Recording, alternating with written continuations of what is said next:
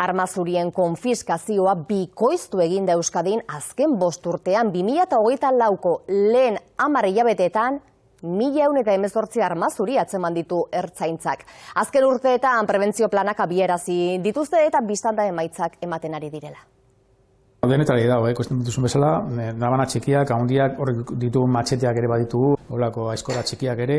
Aurten Euskadin konfiskatu diren armen lagin txikia besterik ez da hau, erdiak baino gehiago. Jai giro dagoen tokietan jatzen ditugun kontrolak, hor asko atzematen ditugu. Jai giroan edo borroketan atzeman dira. Burruka daudenean edo, bateak ateratzen ditu, makillak edo, katxabak ere.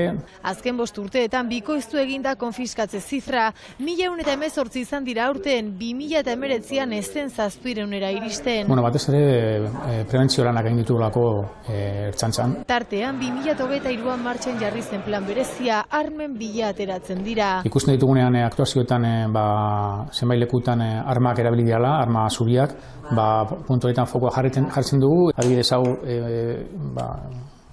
metxero txiki bat da eta bihurtzen da labana. Delinkuentzia datuek egonkor jarraitzen dute eta konfiskazio gehien Bizkaian, Bilbo handian egiten dira. Jende asko bizi da, auzo handia daude.